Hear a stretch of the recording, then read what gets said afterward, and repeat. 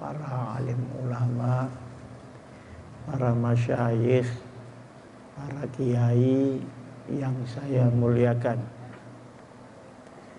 utamanya para zuriat Hadratus Syekh Kiai Haji As'ad Syamsul Arifin rahimahullah, keluarga besar pondok pesantren, hadirin hadirat yang berbahagia. Sebenarnya Hadratus Syekh Kiai Haji As'ad Syamsul Arifin itu tidak memerlukan SK kepahlawanan hari ini, karena alam barzakh tidak ditanya tentang SK presiden.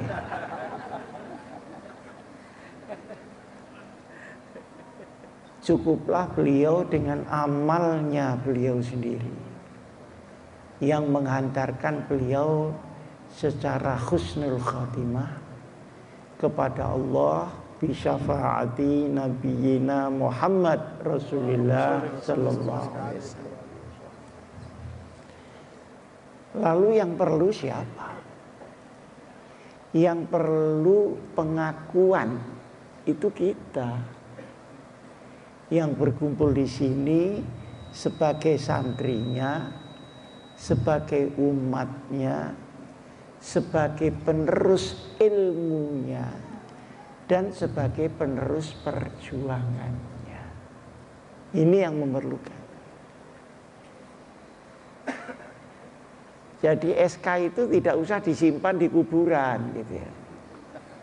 Disimpan di pondok pesantren aja. Para hadirin hadirat, perlunya kita ini di mana? Perlunya pertama, pengakuan bahwa ilmu dan manhaj ilmu beliau ini selain mu'tadil diakui oleh agama, juga diakui oleh negara. Ini yang penting. Jadi ilmu dan manhajul ilm.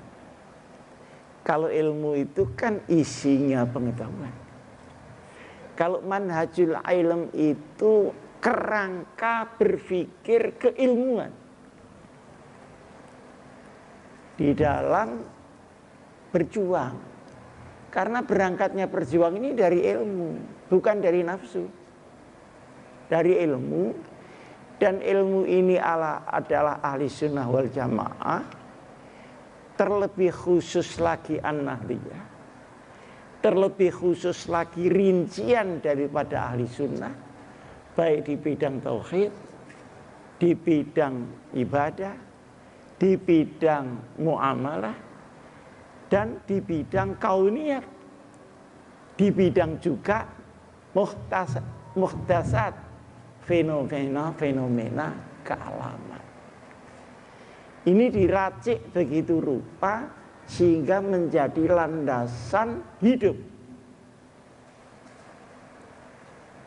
yang kemudian dituangkan di dalam sebuah kendaraan yang namanya Nahdlatul Ulama. Jadi NU itu kendaraan untuk ngangkut ilmu ini. Nah, kalau sudah yang diangkut kendaraan ini bukan ilmu itu sudah nggak ada artinya. Oleh karenanya Kiai Ahmad Siddiq menyampaikan NU itu tidak hanya organisasi. Ilmu adalah jalan hidup kita. Fiddin wa dunya. Jangan disalahin. Kalau organisasinya boleh ganti-ganti. Tapi manhaj ini tadi jangan disalahi. Karena itu dirumuskan mulai as-salafus sholeh kita sampai kepada zaman lahirnya pesantren-pesantren yang dimulai dari Hadratus Syekh Kiai Haji Hasyim Asy'ari sampai Hasyim Muzadi sekarang. Nah, para hadirin hadirat, jadi kalau ini harus dimuati manhaj, maka dawuhnya Kiai Ahmad Siddiq, NU itu harus seperti kereta api. Berangkatnya dari mana, relnya mana, masinisnya siapa, kondekturnya itu harus lulusan apa, kemudian kapan berhenti, kapan berangkat lagi. Tidak setiap tempat sepur itu berhenti, Pak. Nanti ada tukang tape begini-begini berhenti sebenarnya. Ini sepur stres ini. Nah, ini jangan diubah jadi taksi. Kalau taksi itu tergantung yang naik ke sana, ke sana, ke sana dan sebagainya. Nah, manhaj ini berarti selain i'tidal diakui oleh pemikiran Islam dengan adanya kepahlawanan, ini diakui oleh negara. Nah, dengan demikian maka yang paling mendapat berkah dari kepahlawanan itu kita dulu sebelum Khadratus Syekh As'ad. Kita ini menjadi longgar, menjadi lapang, menjadi sah untuk melaksanakan manhaj ahli sunnah an-nahdiyah. Ini pertama. Nah, kemudian dari ilmu itulah lahir pengabdian masyarakat. Dengan pesantren dan sebagainya. Dan dengan pendidikan yang komplit. Oleh karena ilmunya komplit, maka pendidikan menjadi komplit. Kalau sekolahan itu mengajarkan ilmu, pesantren mengajarkan kehidupan. Oleh karenanya, ini kok diam saja ada apa ya? Mendengarkan apa enggak ini? Oh, Masya Allah, kok ada rupa tapi nggak ada suara sama sekali. Takut tidur, enggak ya? Nah, alhamdulillah. Nah, para hadirin hadirat yang saya muliakan, maka yang disatikan pesantren itu kehidupan. Bagaimana hatinya, bagaimana pikirannya, bagaimana ilmunya, bagaimana tindak tanduknya, akhlaknya, dan model pengabdian masyarakat. Nah, kalau di sekolahan ya diajari ilmu, ya sudah, habis itu siang pulang. Nah, sehingga pendidikan hati, pendidikan pikiran, pendidikan roh, ini yang ada di pesantren. Sehingga seorang pengasuh juga murabbi ruhina. Tidak hanya murabbil ilm. Nah, ini akhirnya pesantren ini awet. Awet. Kenapa? Karena menyajikannya utuh. Tetapi karena perkembangan zaman, kebutuhannya membengkak. Kalau dulu saya waktu kecil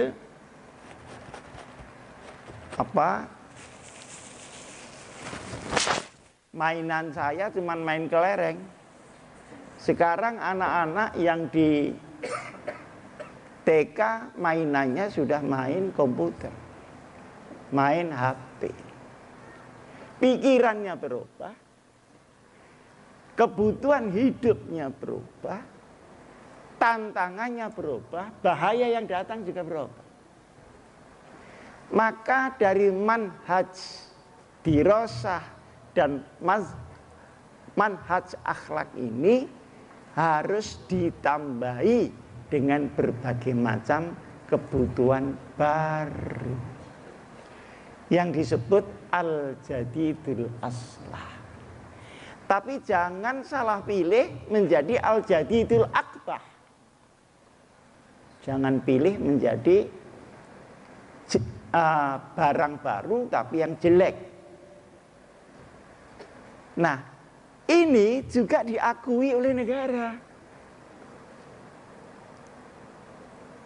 Dengan adanya banyak pahlawan nasional dari NU, dari pesantren, Hadratus Syekh Kiai Hasyim Asy'ari, Kiai Wahab Hasbullah, kemudian Kiai Wahid Hasim, sekarang Kiai Asad, artinya bahwa pemikiran keilmuan ini sah di dalam perkembangan Indonesia. Jadi yang untung itu kita sebenarnya. Nah kemudian yang ketiga, perjuangan. Kapan perang? Kapan damai? Kapan kita kompromi? Kapan kita melawan? Itu ada patokannya. Pada waktu kita diganggu oleh komunis pada tahun 60 sampai 65 awal, kita belum ngapa-ngapain. Tapi ada saatnya, satu ketika kita dikomando untuk perang. Jadi bukan kok perang terus begitu. Bukan pula kok diem saja. Karena NU itu Nahdlatul Ulama. Nahdah itu bangkit. Kalau tidak bangkit namanya Naumul Ulama. Nah kita sekarang sedang di mana? Sedang di Nahdlatul Ulama atau sedang di Naumul Ulama? Para hadirin hadirat yang saya muliakan, siapa yang harus dimusuhi? Penjajah. Nah misalnya orang-orang yang beragama lain tapi tempatnya di Indonesia tidak dimusuhi sama ahli sunnah ini. Yang Buddha, yang Hindu, Kristen sedikit karena ikut mana itu Belanda masuknya. Yang Klenik tidak dimusuhi tapi jadi sasaran dakwah kita untuk diislamkan. Sini bedanya Pak. Sehingga para ulama dulu pekerjaannya mengislamkan orang kafir. Nah sekarang ini pekerjaannya mengkafirkan yang sudah tambah habis orang Islam. Para hadirin hadirat yang saya muliakan. Nah, cara-cara ini jangan kita ubah, Pak. Jangan kita ubah. Karena ini termasuk al-qadimus saleh. Hal-hal yang lama yang harus dipertahankan. Tapi bagaimana cara memasarkan pikiran lama itu di zaman yang baru, memasarkannya, nah ini masih kita ubah sesuai dengan kebutuhan. Kalau dulu kita jualan tape ya pakai daun jati. Nah, sekarang mesti harus tafadhol ahlan wa sahlan Kiai Azaim. Saya lanjutkan Kiai. Maka banyak pesantren-pesantren yang ada sekolahannya. Ada SMP-nya, ada SMA-nya, ada SMK, ada universitas. Tapi ini sekolah umum harus mengikuti landasan pemikiran pesantren. Bukan pemikiran pesantren yang diubah menjadi bagian dari sekolahan biasa. Sekarang seperti yang di Bululawang itu, Kiai Maftuh Said, Hifdzul Quran, tapi ada SMP, ada SMA. Sehingga masuk SMP, keluar SMA sudah hafal Quran. Sehingga nanti bisa dibawa menjadi dokter, menjadi ini yang hafizul Quran. Jangan hafizul Quran itu yang menganggur tok gitu loh. Akhirnya pekerjaannya ya nunggu kalau ada orang pindah rumah. Kalau ada ya bagus juga, tapi eman. Nah itu. Maka di pondok saya jadikan kuliatul Quran untuk mengutuhkan kembali antara ilmu uluhiyah, ilmu tauhid, ilmu ibadah, ilmu muamalah, dan ilmu kauniyat. Yang semuanya itu sudah berada di dalam Al-Quran. Yang kadang-kadang kita salah paham dikiranya itu bukan bagian dari Islam. Penelitian itu dianggap bukan bagian dari Islam, padahal itu ada perintah Quran untuk meneliti alam, untuk ini, untuk itu. Surat Yasin itu isinya kan macam-macam, ada matahari, ada bulan, ada falak, ada bumi, ada samudra, kan begitu. Tapi kan sudah kita vonis kalau surat Yasin ini jurusan orang mati. Jadi tadi kalau misalnya di desa apa ini namanya? Balut baru. Kok sukar gitu namanya? Balik baru. Nah, ya sudah salah sedikit, tidak apa-apa sama teman. Ada orang yasinan, berarti apa? Ada orang mati di situ. Tapi belum pernah ada seminar membongkar ilmu falak menurut surat Yasin. Nah, ini yang ditepuk tangan ini berarti belum pernah. Kenapa tidak pernah ada seminar tentang matahari berdasarkan surat Yasin? Kenapa tidak ada perubahan iklim berdasarkan surat Yasin? Karena surat itu bicara juga dengan perputaran iklim itu. Sekalipun itu tidak wajib karena fardu kifayah. Tapi kalau itu kita anggap tidak Islam, wah ini berbahaya. Disinilah letaknya inkhitat daripada umat Muhammad Rasulullah sallallahu alaihi wasallam. Ekonomi ada di surat Yasin. Hukum ada di situ dan sebagainya, maka perlu dibuka kembali keutuhan daripada Al-Qur'an. Nah, ini tantangan untuk pondok-pondok pesantren. Alhamdulillah sekarang sudah banyak anak-anak dokter yang hafal Quran, sudah banyak. Insinyur, pejabat. Tapi biasanya pejabat itu yang rendah-rendah, Pak. Yang tinggi-tinggi itu tidak ada yang hafal Quran itu. Para hadirin hadirat yang saya muliakan, ini semua warisan NU diperjuangkan oleh ulama dan disahkan oleh negara, dijustifikasi melalui pengakuan adanya kepahlawanan. Jadi kita tinggal apa? Tinggal neruskan saja. Tinggal teruskan saja. Ini satu. Yang kedua, kepahlawanan beliau tidak akan lepas dari proses perkembangan Nahdlatul Ulama.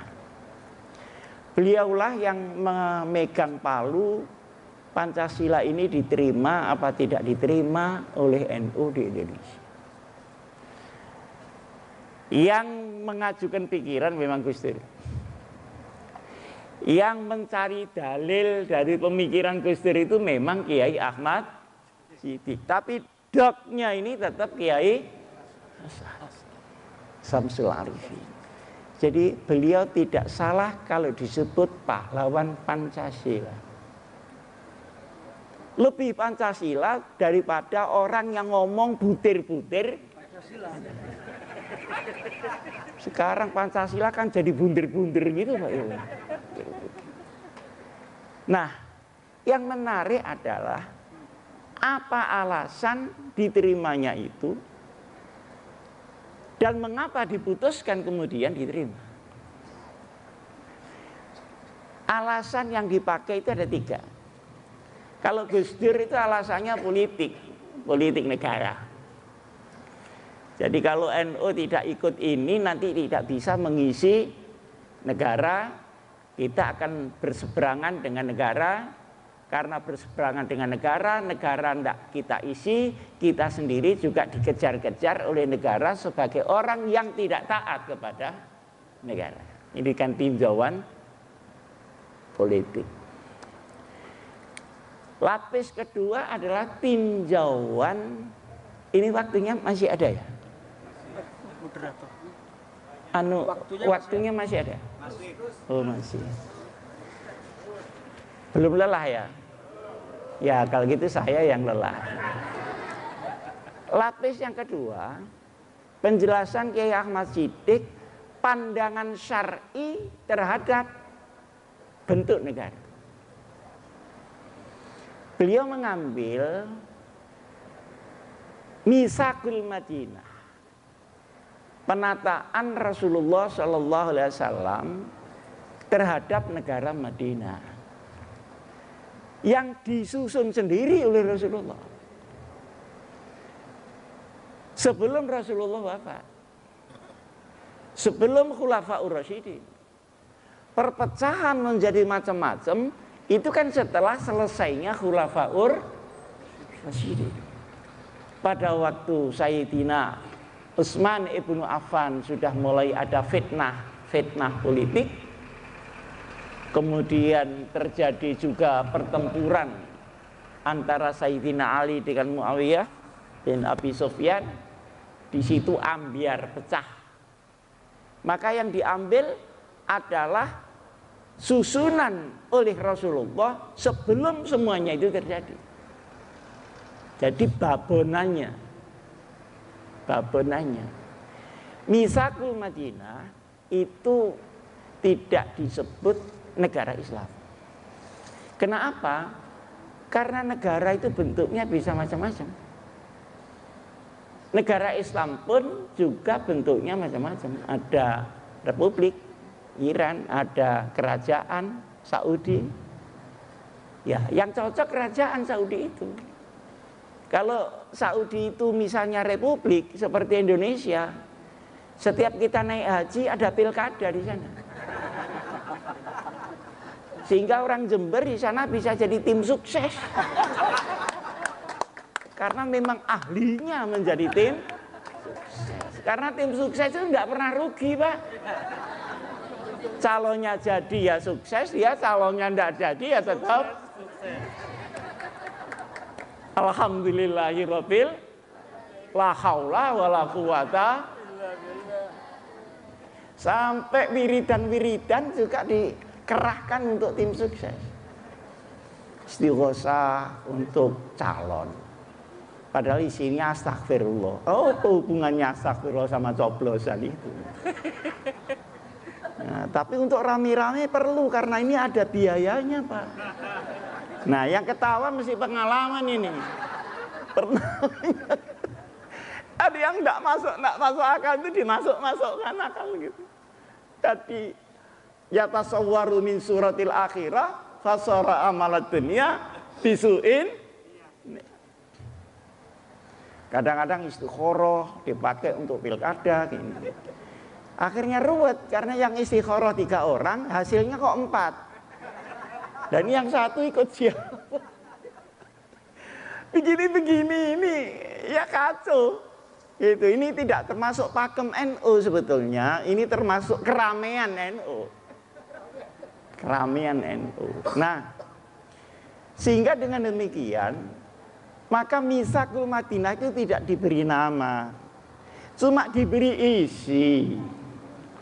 Isinya menurut Rasulullah pertama ukhuwah bainal muslimin. Yang kedua ukhuwah bainal adyan. Kemudian yang ketiga iqamatul haqqi wal hukam, penegakan hukum dan kebenaran. Kemudian yang keempat tentang al-musawah fil iqtisad, pemerataan ekonomi. Lalu keadilan sosial, al-adalah fil ijtima atau fil mujtama.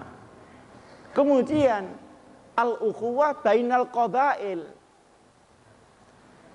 Lalu kemudian asy-sya'biyah atau nasionalisme. Dan yang terakhir yang penting, adat istiadat kabilah-kabilah itu sepanjang tidak bertentangan dengan syariat dibiarkan jalan. Tidak diharam-haramkan begitu. Sekarang semua haram. Ada kawin pakai janur haram. Ya mesti saja pakai janur. Kalau di Arab ya tidak ada, karena Arab itu tidak ada klopo, Pak. Yang ada itu kurma lah, kurma nggak kena digawe hiasan-hiasan kan nggak kena. Nah begini-begini diserahkan gitu. Al-adah muhakkamah ma warada fi syar'i mutlaqan wala dhabita lahu wala fil lughah yurja'u ilal 'urf. Dikembalikan kepada adat budaya. Pokoknya negara apapun, kapanpun, namanya negara itu Islam tidak Islam, hal-hal itu tadi harus dijalankan di dalam negara itu.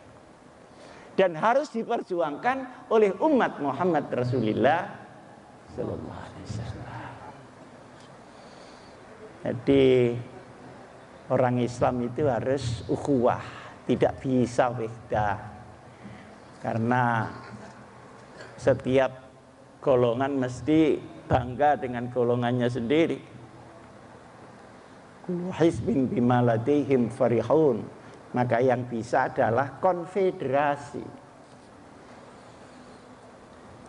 Wong torekot saja itu 40 macam, Pak. Padahal torekot itu yang sudah tidak dunyo-dunyoan itu. Nah, apalagi yang ekonomi, Pak. Masya Allah. Apalagi yang politik. Nah, para hadirin hadirat yang saya muliakan. Sehingga bentuk Indonesia seperti apapun, maka 7 hal tadi harus ada di Indonesia dan harus diperjuangkan. Dan memperjuangkan itu tidak otomatis berhasil, karena orang lain juga merusak Indonesia dengan caranya sendiri dan menentang daripada Mitsaqul Madinah yang akan kita tegakkan itu tadi. Nah, setelah itu masih tanya yang namanya Hadratus Syekh Yai As'ad Syamsul Arifin ke Pak Harto. Pak Harto, sebenarnya Pancasila itu makhluk apa? Dia mau dijadikan agama mau dijadikan Pancasila apa enggak? Ini jelas dulu sebelum saya rapat sama kiai-kiai. Setelah mendapat jawaban tegas bahwa Pancasila tidak akan diagamakan dan agama tidak akan dipancasilakan, dan Pancasila hanya pintu gerbang saja untuk masuknya semua agama membangun Indonesia, maka sudah tidak melawan daripada Mitsaqul Madinah. Diputuskanlah di situ. Wah, saya ketika itu ketua panitia. Kena ketua panitia jurusan Ansor yang jurusan ecek-ecek gitu. Saya masih muda, tahun 84. Saya jadi MC gini ini dilatih 1 bulan, Pak. MC ini kita. Karena ada Pak Harto radhiyallahu an, ini tidak ada. Jadi kepada itu di ilatnya ini dianukan.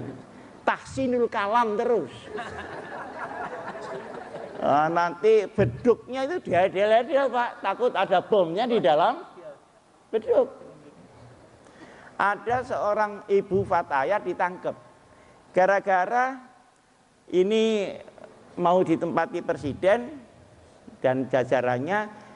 Ada ibu Mbak Fatayat yang datang bawa karangan bunga, diletakkan di sini. Kan biasa kalau di pondok. Di pondok sudah biasa, itu untung ada bunganya. Biasanya kan kates yang di situ. Itu dicurigai, Pak. Dia sedang pasang apa? Ditangkap. Masya Allah, itu gawatnya itu setengah mati. Saya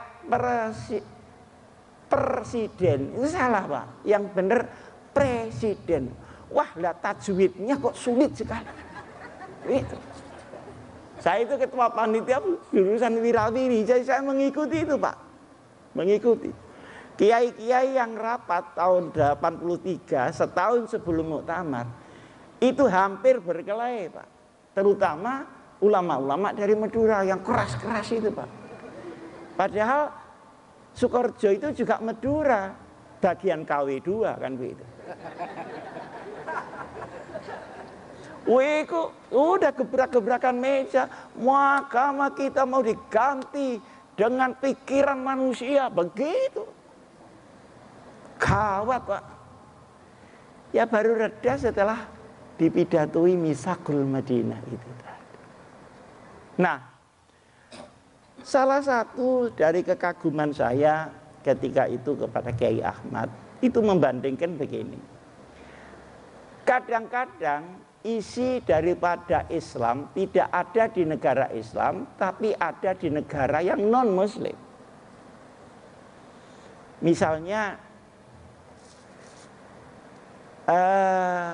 masalah ukuran, masalah timbangan, masalah barang-barang yang hilang. Itu kalau di Islam kan harusnya tidak boleh, Pak. Wailun lil mutaffifin. Barang yang hilang lukota kan harus diumumkan, kan begitu. Loh, itu di sini tidak ada, Pak. Yang ada di negara-negara Jepang, di negara Korea itu ada. Jadi kalau kopernya Bapak ketinggalan di bandara mesti kembali. Karena mengembalikan itu pakai uang negara. Tidak mengembalikan kriminal. Jadi pasti kembali, Pak. HP ketinggalan di taksi, balik, Pak. Karena kan ada KTP-nya yang dimasukkan sebelumnya itu. Jadi di negara kafir barang yang hilang itu ketemu semua, Pak. Lah di Indonesia ini yang Muslim tok, barang yang ada hilang semua. Lah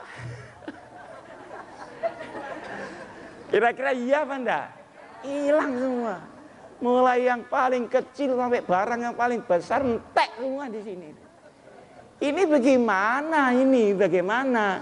Nah, begitu. Jadi kadang-kadang hak milik kita tidak ada di rumah kita, tapi ketelisut di rumah tetangga, itu harus diambil kembali, dibawa ke rumah kita. Di negara-negara yang maju itu, Pak, sekalipun tidak Islam, soal pemalsuan, keaslian barang, Masya Allah, Pak, luar biasa ketatnya. Keliru, gram-gramannya, kiloannya langsung ditutup. Nah kalau kita kan enggak, Pak, itu sudah biasa. Kalau itu ditutup, Pak, ditutup semua itu toko-toko. Saya beli di Jember itu 2 kilo rambutan. Ini manis, Pak. Oh manis, Pak. Setelah beli kecut, Pak. Lupa ini kok masem, Pak. Aduh sampean kok repot. Sampean 2 kilo masem kok rame. Kula niki petang keranjang niki masem saja ya. Itu negara Islam apa enggak Islam gitu? Islam apa enggak Islam? Yang paling ngeri, ini tapi rahasia, jangan ngomong-ngomong orang. Saya membeli lampu di Jakarta di belakang PBNU. Yang kuno, lampu tarian itu yang kuno. Nah kalau yang kuno itu mahal, Pak, 2,5 juta yang kuno. Kalau yang baru kan cuma 600 itu. Saya minta yang kuno. Oh iya Pak Haji, ini tinggal 1. Ya sudah, saya minta yang kuno. Berapa? 2,5 juta. Ya 2,5 juta. Setelah saya lihat ini baru, Pak, baru cetakan. Loh Pak, ini baru, Pak, bukan kuno. Jawabannya bagaimana? Sampean ini kok rewel, Pak Haji ini. Sampean biarkan sendiri, lama-lama kuno sendiri. Coba, kira-kira yang jual ini NU apa enggak kira-kira, Pak? Sampai kok rewel. Akhirnya saya karena mangkel, Pak, saya bayar 600, Pak. Loh kurang, Pak Haji. Ya kurangnya nanti kalau sudah kuno. Ayo kan. Kira-kira itu di negeri Islam apa enggak Islam, Pak? Oleh karenanya isi itu penting. Isi itu penting. Setelah saya jawab bisa, bingung dia. Oh, Bapak ini dari Sidoarjo ya? Enggak, saya dari Malang. Lu Malang mana? Saya sering ke Malang. Itu pesantren Al-Hikam, itu pesantren saya. Oh kalau begitu Bapak ini Pak Hasyim Muzadi ya? Kok enggak bilang dari tadi? Kalau begini kan malu saya ini. Bilang kalau Bapak ini Pak Hasyim Muzadi. Loh masa ada orang mau beli kok bilang-bilang namanya, itu loh gimana? Waduh, jangan sampai kualat saya, Pak Kiai. Ya sudah saya potong 50. Akhirnya 550 harga. Jadi dia takut kiai apa takut agamanya? Jadi Mitsaqul Madinah itu bikin melek mata kita. Bahwa semua bentuk-bentuk itu kita yang buat. Apakah demokrasi, apakah dia republik, bentuk-bentuk itu adalah yang kita buat. Yang dibuat oleh Rasulullah sendiri adalah makna daripada perjalanan negara. Jadi lau anna ahlal qura amanu wattaqau ila akhiril ayat, itu ahlal qura loh ya, bukan kuronya. Itu penduduknya, bukan status atau formulasi daripada negara itu. Nah coba sekarang negara-negara Islam kita yang hancur-hancuran, bagaimana itu? Pasti karena melanggar Mitsaqul Madinah. Nah oleh karenanya maka ditetapkan Khittah NU. Khittah NU itu isinya pertama kali ya Mitsaqul Madinah itu ketetapan bahwa ideologi negara diserahkan kepada Pancasila. Ideologi NU adalah akidah syariah menurut ahli sunnati wal jamaah. Satu. Yang kedua, NU berdiri sendiri, tidak ikut menjadi bagian dari salah satu partai politik. Supaya apa? Supaya hubungan NU sama negara itu langsung, tidak usah muter lewat partai politik. Dulu tahun 52 NU jadi partai politik. Sebelumnya NU ini menjadi jamiah yang ikut MIAI, dan MIAI itu lalu membentuk partai namanya Masyumi. Masyumi kita bagian dari Masyumi, tetapi tahun 52 kita keluar dari Masyumi untuk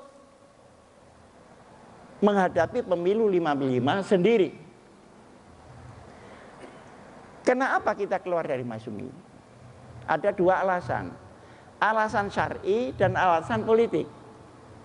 Nah ini penting ini. Alasan syar'inya, manhajul fikirnya tentang negara itu tidak sama, Pak. Kita dengan Masyumi tidak sama. Kalau Masyumi itu masih mau berontak, PRRI, Permesta, DI, TII. Kalau NU enggak, mengisi, tidak mau berak-abrik Indonesia ini. Itu dari segi politik. Dari segi syariat kita pakai iktidal, tawassut, tawazun.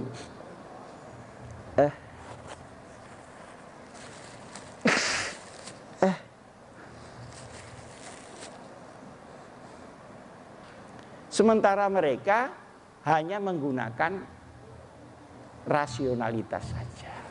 Akhirnya keluar tahun 55 ikut partai sendiri, bikin partai sendiri, ikut pemilu sendiri. Ketika ikut Masyumi kita dapat 9 wakil di parlemen, tapi ketika kita berdiri sendiri kita dapat 45. Berarti yang diintit oleh Masyumi berapa itu? Ngerti diintit apa enggak? Ya enggak ngerti ya enggak apa-apa. Ya diintit lah, ada pengentitan di situ. Nah, mulai 55 waktu zaman Bung Karno sampai 71 baru ada pemilihan umum lagi. Nah, ketika itu masih partai NU. Terus 71 plus 2 tahun 73 gabung sama Partai Persatuan Pembangunan. Ketika itu saya ketua NU, saya juga ketua P3. Nah, akhirnya rapat NU itu tidak pernah bahas hukum, Pak. Bahas DPR saja terus. Dan sokongannya tidak masuk-masuk. Bahas saja terus gitu. Minta ganti ini supaya direkol ini, gantian begitu. Kalau rapat NU itu. Jadi tidak koper mengadakan baksul masail. Karena yang membahas sendiri itu masail. Pengurusnya sendiri adalah masail. Akhirnya bertahan berapa tahun itu? Bertahan 73 sampai 84, 11 tahun. Kemudian dinyatakanlah di Situbondo itu kita berdiri sendiri sebagai Jam'iyah. Apakah kita tidak perlu partai politik? Perlu partai politik, tapi jangan digabungkan dengan NU. Kenapa kok tidak boleh digabungkan? Karena pikiran politik sama pikiran NU itu beda. Kalau pikiran politik itu bagaimana ngurus kekuasaan, ngurus uang, ngurus jabatan. Itu saja. Jadi bawanya kemana-mana kalkulator aja begitu, Pak. Nah, NU kan bawa tasbih. Nah, kalkulatornya partai itu tambah sama kali, kurang sama bagi, itu enggak ada, Pak. Jadi maunya badi terus. Nah, kenapa enggak boleh dicampur? Kalau pikiran yang politis ini dipindahkan ke pikiran NU, maka manhaj yang tadi disebut di dalam Mitsaqul Madinah bisa bongkar karena politisasi itu. Paham apa enggak paham kira-kira? Alhamdulillah kok paham ya. Nah, para hadirin hadirat, tapi kita perlu anak-anak kita, partai politik, perlu supaya dia ngerti negara. Tapi dititipi NU dia berangkat ke sana. Jangan manhaj politik ini dipindahkan ke batok kepalanya NU. Ini keputusan khitah NU yang kedua. Yang kedua ya. Nah, sekarang ini kacau, Pak. Asalnya tahun 1998 saya ketemu Gus Dur rahimahullah. Gus Dur bilang sama saya, Pak Hasyim, ini perlu enggak diceritakan ini? Oh, perlu. Pokoknya untuk rasan-rasan mesti cocok lah orang ini. Saya mau buat partai, kata Gus Dur. Loh, katanya kita Gus, kok sekarang mau membuat partai? Oh enggak Pak Hasyim, begini, NU tetap seperti yang sekarang, tapi karena ini reformasi harus diisi itu parlemennya oleh anak-anak kita. Nah, PKB itu yang ngurusi ininya saja, seluruhnya NU harus tetap pada manhaj NU itu. Oh begitu. Terus bagaimana? Pak Hasyim yang ngurusi NU, saya yang ngurusi PKB, kata Gus Dur, karena saya sekalian mau jadi presiden. Oh iya Gus, setuju saya gitu. Jadi saya akan ngurusi NU dan saya tidak akan masuk jadi pengurus PKB. Sampean yang ngurusi PKB tidak usah jadi pengurus NU. Supaya manhaj ini tadi selamat gitu. Manhaj ini tadi selamat. Udah salaman, habis salaman saya ngurusi NU, sampai sekarang saya juga enggak jadi pengurus PKB. Hanya kalau pemilu nyokong-nyokong, kasihan anak-anak ini kalau enggak jadi. Nanti pengangguran, repot juga, kan begitu. Ya saya ikut, tapi ya sekian saja. Nah dulu janjiannya dengan Gus Dur ini begini Pak Sim, anak-anak itu nanti kalau sudah di pemerintahan, di parlemen, untuk masalah strategi negara berembuk saja, bukan memimpin, berembuk saja. Tapi sekarang itu berembuknya ndak ada. Ya sudah, pokoknya la kalam wala salam. Nah sekarang lagi PKB pingin mimpin NU. Wah ini salah besar. Kalau PKB pingin mimpin NU, maka yang pertama kali rusak adalah manhaj Nahdliyah.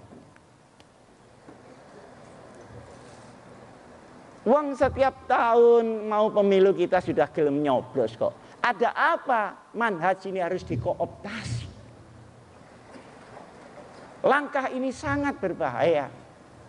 Memang setelah Gus Dur diganti oleh Pak Muhaimin ini radhiyallahu an ini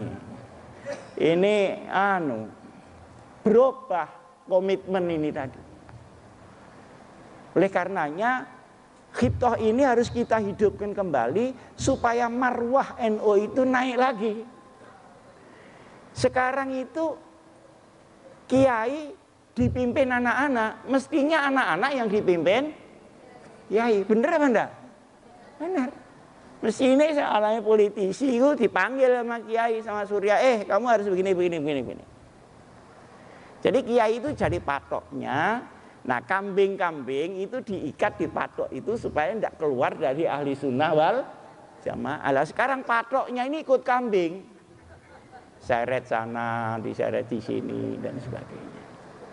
Jadi antara ikut nyoblos sama dipimpin itu sangat beda. Apalagi politik sekarang. Politik sekarang itu sudah sulit mencari politik perjuangan, yang ada adalah politik perdagangan. Maka apapun juga pada waktu kita ini mempahlawankan kembali Kiai As'ad, maka NU harus dikhitohkan kembali. Kalau tidak, maka NU tidak ada harganya sama sekali nanti di muka umat Muhammad Rasulullah sallallahu alaihi wasallam.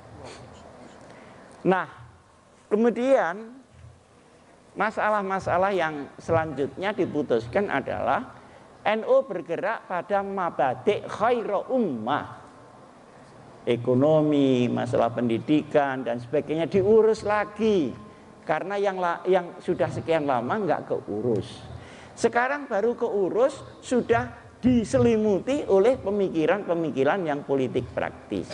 Politik itu kita akan nyoblos saja setiap 5 tahun 1 kali. Titik. Selebihnya kita menggunakan khitoh Nahdlatul Ulama.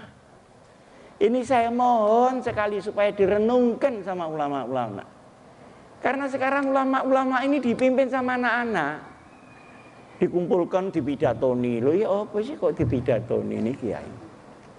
Akhirnya jadi Nahdlatul kanak-kanak. Tidak lagi Nahdlatul Ulama. Jangan begitu. Jadi ilmu ulama ini harus wujud menjadi riasatul ulama. Para hadirin hadirat, itu jasa besar sekali. Tapi sayang sekarang diterlantarkan oleh kita sendiri. Maka semakin hari semakin surut cahaya Nahdlatul Ulama itu. Sama ormas lain ribut gegeran, omongnya sesuai dengan tanggalnya, perjalanannya kemana, ndak ada relnya.